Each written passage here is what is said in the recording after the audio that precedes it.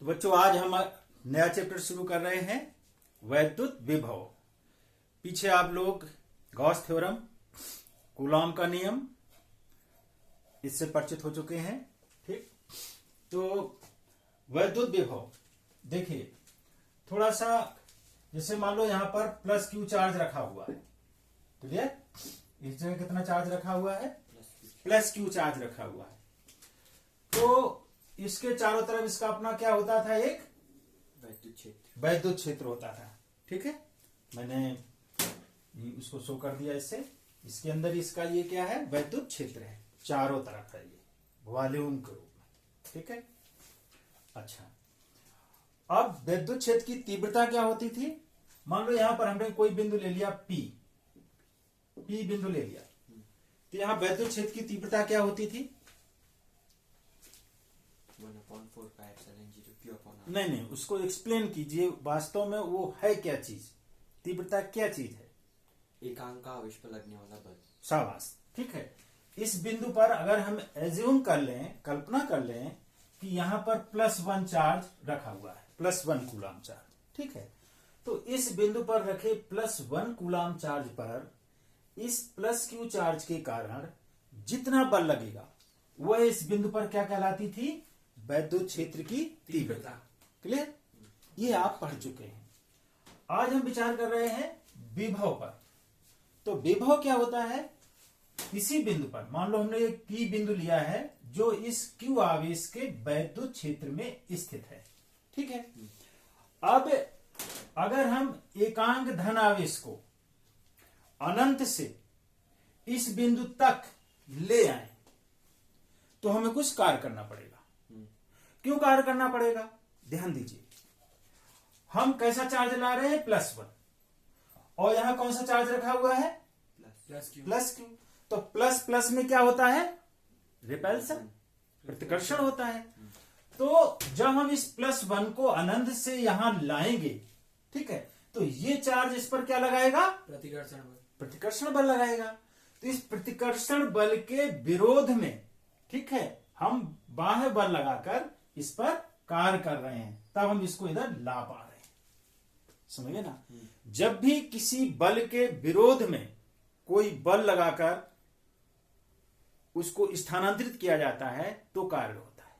ठीक है, एक एग्जाम्पल दे दूं तुम्हें। जैसे मान लो ये पत्थर रखा हुआ है, पृथ्वी की सतह पर पत्थर रखा हुआ है, करेक्ट?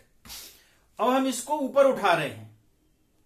ठीक है, तो इस पर बल किधर लग रहा है? पृथ्वी का गुरुत्वाकर्षण बल नीचे लग रहा है, इसके अपने वेट के कारण, अपने द्रव्यमान के कारण। ठीक है, इस पर एक भार नीचे की ओर कार्य कर रहा है जिसे हम गुरुत्वाकर्षण बल कहेंगे, जो पृथ्वी के द्वारा इस पर लग रहा है। तो जब हम इसको ऊपर उठा रहे हैं तो गुरुत्वाकर्षण बल के विरोध में हम इस पर एक बल लगा रहे हैं ऊपर की ओर अपनी तरफ से, और इसको जो है इसमें विस्थापित कर रहे हैं इसको। तो माने इस पर हम क्या कर रहे हैं? कार्य कर रहे हैं। ठीक है, ठीक वही स्थिति यहां पर, बल इस पर लग रहा है प्रतिकर्षण का बाहर की ओर, राइट साइड को। ठीक, तो इस प्रतिकर्षण बल के विरोध में हम बाह्य बल लगाकर इसको अनंत से इधर ला रहे हैं, इस साइड को ला रहे हैं। ठीक है, तो इसका मतलब हम इस पर क्या कर रहे हैं? एक कार्य कर रहे हैं। ठीक, तो जो हम इस पर कार्य कर रहे हैं वही कार्य अब इस +1 को लाकर हमने यहां रख दिया आकर के। ठीक है, तो यहां पर ये इसका विभव हो जाएगा। अगर इसको हमने यहां लाके रख दिया तो इस बिंदु पर वो विभव हो जाएगा। यहां लाके रखें इसको तो इस बिंदु पर विभव हो जाएगा।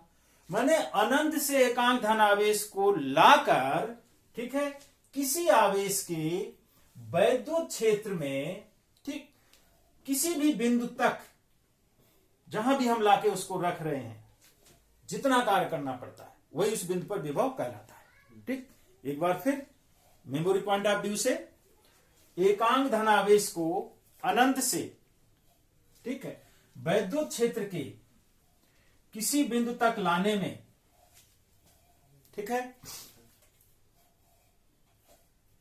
आवेश के विरोध में जो कार्य करना पड़ता है वही उस बिंदु पर क्या कहलाता है? विभव कहलाता है। क्लियर हो गया? अब हम इसका मेजरमेंट कैसे करें? क्योंकि +1 चार्ज सीधे तो हमें मिलेगा नहीं, तो इसको समझने के लिए हमने क्या मान लिया, परीक्षण आवेश Q0। क्या मान लिया, परीक्षण आवेश Q0। अब +1 नहीं लिया, क्या लिया, कोई भी आवेश है Q0। परीक्षण आवेश के बारे में आपको पहले बता चुका हूं कि परीक्षण आवेश एक ऐसा आवेश है, इतना छोटा आवेश है कि इसका अपना वैद्युत क्षेत्र नगण्य है। ठीक है, ये स्वयं किसी दूसरे आवेश के वैद्युत क्षेत्र को, उसके विभव को, उसकी तीव्रता को प्रभावित नहीं करता है। क्लियर? तो देखो, अब हम इस Q0 को अगर हम अनंत से इस Q आवेश के वैद्युत क्षेत्र में स्थित P बिंदु तक, यहां तक अगर हम लाते हैं, Q0 को अनंत से इस बिंदु तक लाते हैं, तो मान लो W कार्य करना पड़ता है। कितना कार्य करना पड़ता है, W। तो Q0 आवेश को लाने में कितना कार्य करना पड़ता है, W। तो एकांक धनावेश को लाने में कितना कार्य करना पड़ेगा, Q/W। गणित वाला एक एक नियम वाला। ठीक है, W/Q0, इनका Q/W हो गया। एक के लिए कम होता है, कम के लिए भाग होता है। ठीक है, तो W/Q0। तो ये वैल्यू हमारी क्या आ गई, ये हमारी वैल्यू आ गई है कि एकांक धन आवेश को अनंत से, एकांक आवेश को अनंत से P तक लाने में किया गया कार्य। ठीक है, फिर से एक बार रिपीट करते हैं। Q0 को लाने में W कार्य करना पड़ता है, तो एकांक धनावेश को लाने में कितना कार्य करना पड़ेगा, W/Q0। और एकांक धनावेश को लाने में जो कार्य करना पड़ता है उसे क्या कहते हैं, वैद्युत क्षेत्र, विभव। हाँ। विभव कहते हैं। ठीक, तो ये क्या चीज हो गई हमारी, विभव। क्लियर है? बड़े सरल शब्दों में समझा दिया वो कक्षा 2 वाले तरीके से, एक एक नियम वाले से। ठीक है, तो हमारा विभव क्या हो गया, इसको मैं साफ कर देता हूं। वास्तव में इसे हम कॉपी में, आप नहीं, नोट्स में नहीं इसको लिखने की जरूरत है। ये सिर्फ मैंने आपको किस लिए दिया है, जिससे कि आप सरल तरीके से समझ पाए। ऑलराइट, तो हमारा V बराबर आ गया W/Q0। ये हमारा विभव का सूत्र है। अब आप इसका अगर मात्रक निकालना चाहें तो W का मात्रक क्या होता है, जूल। जूल, और आवेश का मात्रक कूलाम। तो इसका मात्रक क्या हो गया, जूल पर कूलाम। ठीक है, तो जूल पर कूलाम को जो है वोल्ट की याद में हम इसको वोल्ट कहते हैं। क्या कहते हैं, वोल्ट। 1 जूल प्रति कूलाम बराबर 1 वोल्ट। ठीक है, 1 जूल प्रति 1 कूलाम बराबर 1 वोल्ट। तो हमारा विभव का मात्रक जूल प्रति कूलाम भी हो गया और वोल्ट भी हो गया। ऑलराइट, चलो अब थोड़ा सा आगे बढ़ते हैं। एक शब्द है विभवांतर। एक शब्द क्या है, विभवांतर। ठीक है, उसको एक्सप्लेन करते हैं। मान लो यहां पर +Q चार्ज है इस पॉइंट पर।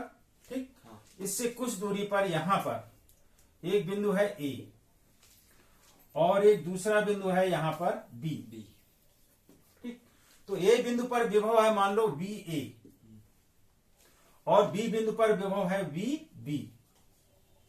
ठीक है, तो विभवांतर क्या होगा, A बिंदु पर जो विभव है और B बिंदु पर जो विभव है, इन दोनों का अंतर। इन दोनों का अंतर क्या कहलाएगा, विभवांतर कहलाएगा।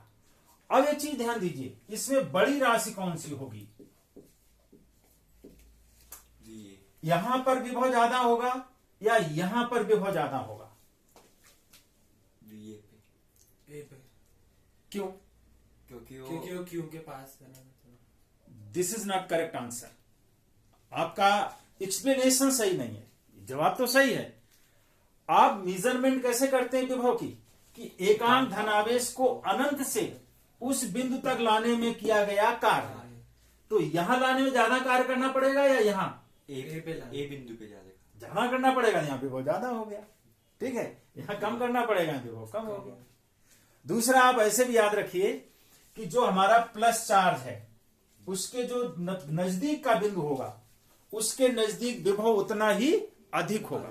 जैसे जैसे दूर हटते जाएंगे विभव घटता जाएगा। अभी इसको जो है आगे एक्सप्लेन करेंगे विभव प्रवणता के रूप में। ऑलराइट, तो दोनों बिंदुओं के बीच विभवांतर हो गया हमारा VA माइनस VB। ये किसके बराबर होगा, मान लो W/Q0। यहां तक लाने में किया गया कार्य VB होगा और यहां तक लाने में किया गया कार्य VA होगा, एकांक धनावेश को। तो इन दोनों का जो अंतर है W/Q0 के बराबर। क्लियर? दूसरी चीज, अब अगर हम ये मान लें कि हमारा ये वाला पॉइंट, अच्छा इसको हम ऐसे भी लिख सकते हैं, one thing delta V, VA minus VB, यानी दो बिंदुओं के बीच के विभवों का अंतर है, तो इसे हम डेल्टा V भी लिख सकते हैं। ठीक है, delta V means potential difference between point A and B। Alright, तो delta V is equal to W/Q0। ये ऐसे भी इसको याद रख सकते हैं। ठीक, अच्छा दूसरा जो है, हम आप ये मान लें कि हमारा VB पॉइंट कहां है, इन्फिनिट पर है। ये VB पॉइंट कहां है हमारा, इन्फिनिट पर है, अनंत पर है। VB tends to infinite. ठीक, ये इन्फिनिट पर है। अच्छा, तो इन्फिनिट पर विभव होता कितना है, अनंत पर विभव कितना होता है, 0 होता है। क्यों होता है अभी एक्सप्लेन करते हैं। ठीक है, तो यहां V की वैल्यू कितनी हो जाएगी, 0। तो इस वैल्यू को हम 0 रख दें यहां पर, VA माइनस VB, तो VB की जगह क्या हो जाएगा, 0 हो जाएगा। तो VB 0 हो जाएगा तो VA बचेगा, तो VA बराबर कितना हो जाएगा, W/Q0। ठीक, Q0 या Q0 कुछ भी बोल सकते हो, दोनों सही। तो ये VA यहां पर विभव कितना आ गया हमारा, W/Q0। क्लियर? अच्छा, एक सामान्य सूत्र के लिए, ठीक है, हम इसको ऐसे भी यूज कर सकते हैं कि V is equal to W/Q। मान लो Q आवेश लाया जा रहा है, तब वहां पर उस बिंदु पर विभव पर्टिकुलर किसी भी पॉइंट पर विभव मान लो V है, मान लो यहां विभव कितना है, V है, then you can give it like this, V is equal to W/Q। Clear? तो हमारा एक सामान्य फार्मूला बन गया, यानी विभव बराबर कार्य बटे आवेश। इसको याद रखिए। ठीक हो गया, तो ये तो विभव हो गया। अब मैं आपको बताने जा रहा हूं कॉन्सेप्ट, विभव का कॉन्सेप्ट क्या है। ये तो मैंने आपको समझा दिया कि भैया का इतना जो कार्य किया जाएगा उसके बराबर विभव होगा। दूसरा जो है, विभव से संबंधित कुछ बातें हैं, कुछ तथ्य हैं, वो मैं आपको और बता देता हूं कि विभव वास्तव में है क्या चीज। ठीक है, तो ध्यान दीजिए। मान लो यहां पर ये एक बहुत बड़ा बर्तन है पानी का, ये इसमें जो है लिक्विड पानी या कोई भी लिक्विड भरा हुआ है, द्रव है, पानी मान लेते हैं, इसमें द्रव भरा हुआ है पानी के रूप। ठीक है, अब हम यहां पर जो है एक दूसरा बर्तन लेते हैं जो बहुत ही पतला है।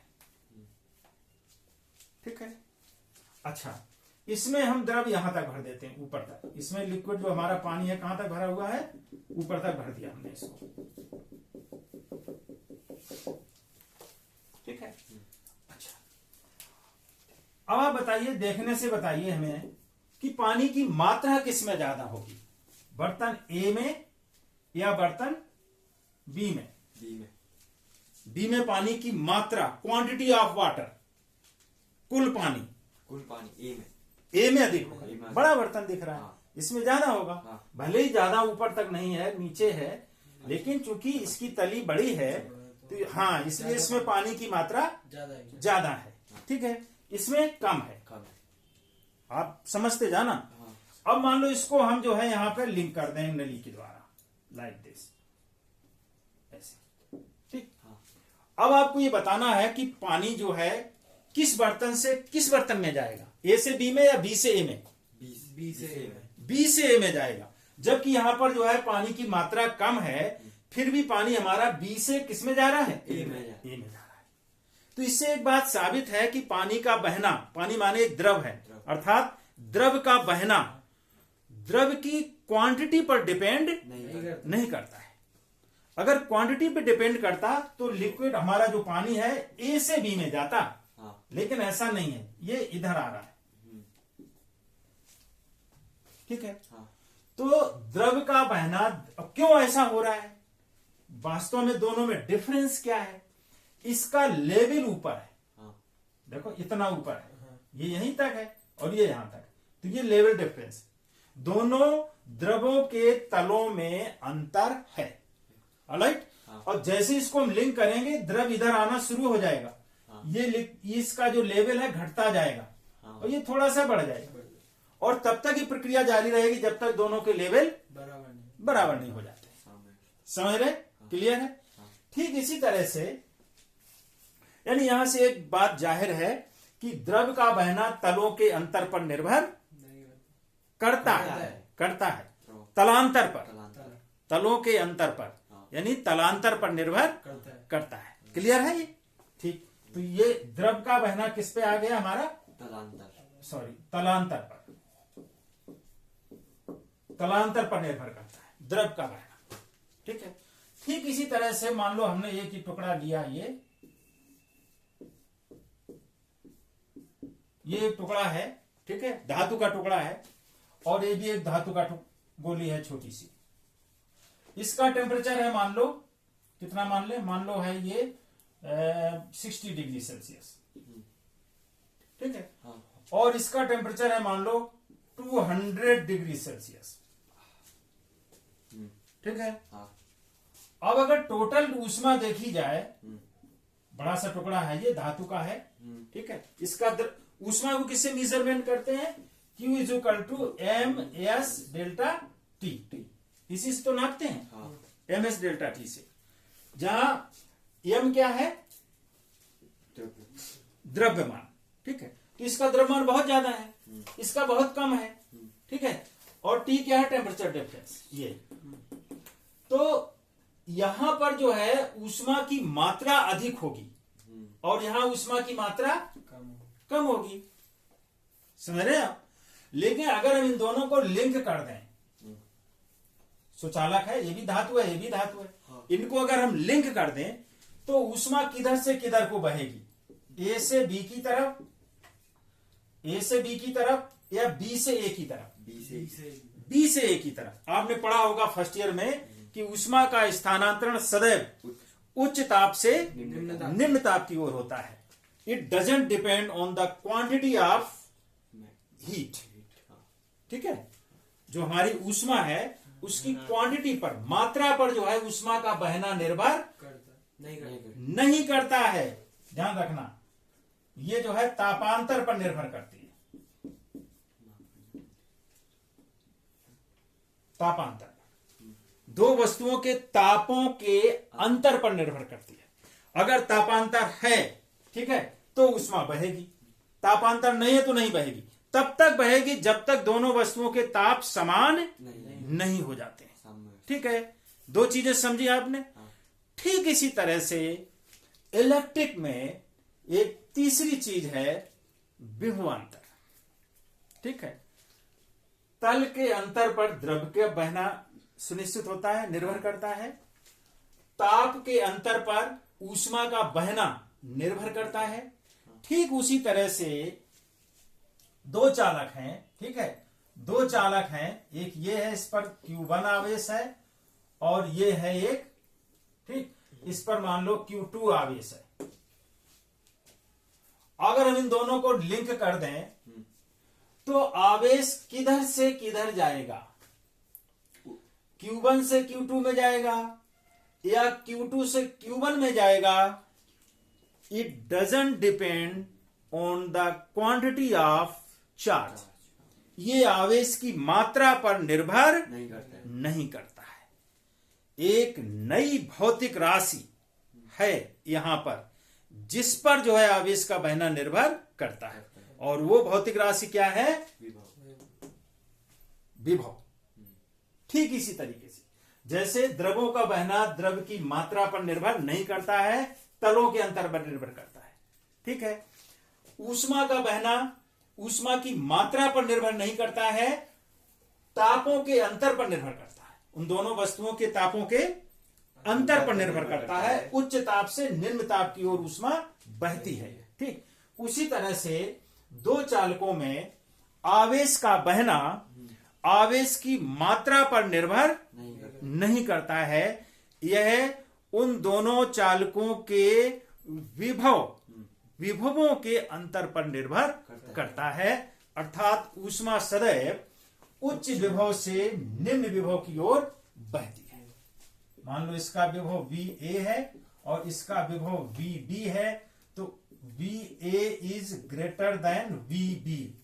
इसका मतलब है ये विद्युत इधर से इधर Q1 से QT की ओर बहेगी। विद्युत बहेगी माने क्या बहेगा? इलेक्ट्रिसिटी धारा बहेगी। हाँ, विद्युत धारा बह रही है, इसका मतलब उसमें क्या बह रहा है? इलेक्ट्रॉन, आवेश। इलेक्ट्रॉन भी हो सकते हैं। हाँ। ठीक है, ध्यान रखना, जैसे नदी में पानी बहता है। हाँ। ठीक है। हाँ। उसी तरह से चालक तार में हमारा आवेश बहता है, ये ध्यान रखना। और नदी में पानी किधर से किधर बहता है? ऊंचे तल से नीचे की ओर। ठीक है, उसी तरह से यहां पर हमारा आवेश कैसे बहता है? उच्च विभव से निम्न विभव की ओर। और तब तक बहता रहता है जब तक दोनों के विभव समान नहीं हो जाते हैं, ये ध्यान रखना। ठीक है, चलो इसको मैं साफ कर देता हूं।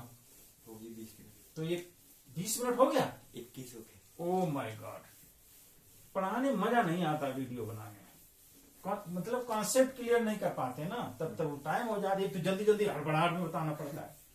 ये भी एक समस्या है। तो बंद कर दो इसको, नहीं तो डाउनलोड भी नहीं होगा।